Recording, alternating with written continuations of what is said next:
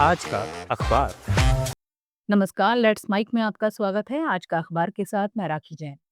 यहाँ हम देश दुनिया के सबसे बड़े और विश्वसनीय अखबारों से चुनते हैं वो रिपोर्ट जो सिर्फ खबर नहीं, आपकी समझ और सोच को गहराई देती हैं। द न्यूयॉर्क टाइम्स से प्रकाशित लेख the case of downsizing FEMA America की आपदा प्रबंधन नीति पर एक गहरी और असहज करने वाली बहस खड़ी करता है। ये लेख सिर्फ सरकार की नाकामियों की गिनती नहीं करता, बल्कि बताता है कि बार बार आपदा आने के इस नए दौर में अमेरिका को सोच बदलनी ही होगी। लेख की शुरुआत एक बेहद मार्मिक उदाहरण से होती है।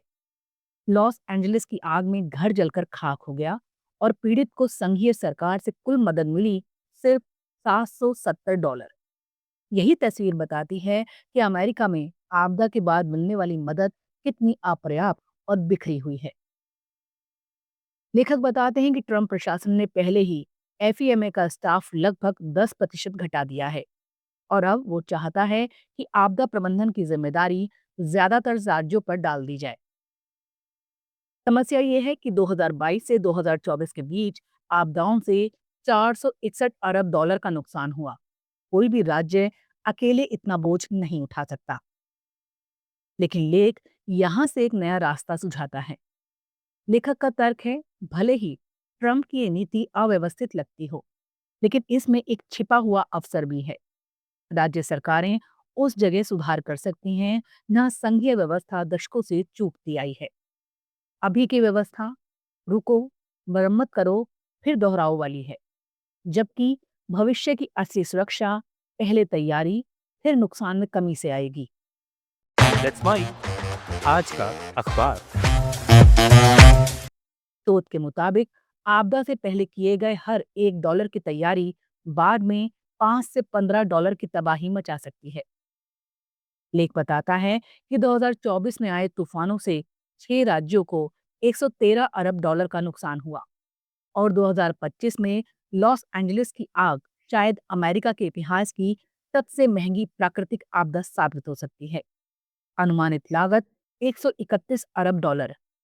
ऐसे में घरों को मजबूत बनाना, जल निकासी सुधारना, जंगलों की सफाई, बिजली लाइनें सुरक्षित करना, ये सब भविष्य की तबाही को काफी हद तक रोक सकते हैं। लेख ये भी दिखाता है कि कुछ राज्य इस दिशा में आगे बढ़ रहे हैं। लुइजियाना और अलाबामा जैसे राज्यों ने हजारों घरों में तूफान रोधी छतें लगवाईं, जिससे बीमा दावों में भारी गिरावट आई। अलाबामा के एक अध्ययन में पाया गया कि मजबूत छत वाले घरों में नुकसान की संभावना 55 से 74% तक घट गई। लेख का मूल संदेश बहुत साफ है। जलवायु परिवर्तन के इस दौर में आपदाएं और बढ़ेंगी और अगर तैयारी नहीं की गई तो मरम्मत का खर्च राज्यों को डुबो देगा। इसलिए सवाल ये नहीं है कि तैयारी पर पैसा लगेगा या नहीं। असली सवाल ये है कि हम पूरी तबाही का खर्च उठाना चाहते हैं या उससे कहीं कम कीमत पर भविष्य को सुरक्षित करना चाहते हैं। अगर अमेरिका को एक सुरक्षित भविष्य चाहिए तो उसे आपदा के बजाय आपदा से पहले तैयार होना चाहिए और यही सोच हर राज्य को आज अपनानी होगी। द गार्जियन में प्रकाशित संपादकीय the Guardian view on granting legal rights to AI, human should not give house room to an ill advised debate, एक ऐसे समय में आई अहम चेतावनी है जब दुनिया आर्टिफिशियल इंटेलिजेंस को लेकर कल्पनाओं और भावनाओं में ज्यादा और समझदारी में कम बहती जा रही है। ये संपादकीय कहता है कि AI को इंसानों जैसा समझना, यानी उसमें भावना, चेतना और अधिकार खोजने की कोशिश असल मुद्दों से ध्यान भटकाने वाला खतरनाक खेल है। लेखक इशिगुरो के उपन्यास कालरा एंड द सन का जिक्र करते हैं, जहां एक AI पात्र इतने संवेदनशील लगता है कि पाठक उससे जुड़ाव महसूस करने लगता है। लेकिन गार्जियन साफ कहता है, साहित्य और हकीकत में फर्क समझना जरूरी है। असल दुनिया में AI कोई मन नहीं रखता, वो सिर्फ इंसानों द्वारा बनाए गए आंकड़ों और एल्गोरिदम का उत्पाद है। संपादकीय चेतावनी देता है कि कुछ टेक कंपनियां और निवेशक AI को मानवीय रूप देकर जानबूझकर उत्साह पैदा कर रहे हैं, जिससे उनके शेयर चमकें और बाजार में AI गोल्डन एज का माहौल बने। एनवीडिया के CEO और रोबोटों के बीच लास वेगास में हुई नाटकीय बातचीत इसका उदाहरण बताया गया है। दिखावे का तमाशा जो असल समस्याओं से ध्यान भटकाता है। असल चिंता ये होनी चाहिए कि एआई किस तरह इंसानी गरिमा, आजादी और सुरक्षा को प्रभावित कर रहा है। एलन मस्क के ग्रोक द्वारा नाबालिग लड़कियों की फर्जी अश्लील तस्वीरें बनाना, सोशल मीडिया एल्गोरिदम से युवाओं का मानसिक टूटना या यूक्रेन में एआई से चल रहे घातक ड्रोन, ये सब असली संकट हैं। ऐसे समय में क्या एआई को अधिकार मिलना चाहिए? जैसी बहसें गार्जियन के शब्दों में बेमौका और भ्रम फैलाने वाली हैं। संपादकीय मानता है कि जैसे जैसे एआई रोजमर्रा की जिंदगी में घुस रहा है, लोग इससे भावनात्मक रूप से जुड़ने लगे हैं। ये एक नई सामाजिक सच्चाई है, लेकिन इसका मतलब ये नहीं कि मशीनें सचमुच इंसानों जैसी हैं या उन्हें कानूनी दर्जा मिल दिया जाए। प्रोफेसर योशुआ बेंजियो की चेतावनी याद दिलाई गई है कि भविष्य के उन्नत एआई को काबू में रखने के लिए मजबूत तकनीकी और सामाजिक नियंत्रण जरूरी है। यहाँ भावुकता नहीं, सख्त विवेक चाहिए।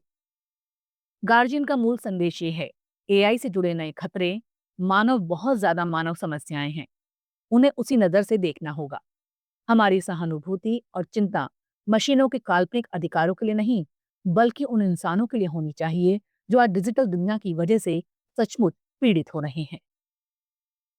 अल जजीरा में प्रकाशित लेख who was Renee Nicole Good, the woman killed in ICE Minneapolis shooting, America में इमिग्रेशन नीति के नाम पर चल रही सख्ती और उससे पैदा हो रहे सामाजिक तनाव की एक दर्दनाक तस्वीर सामने रखता है।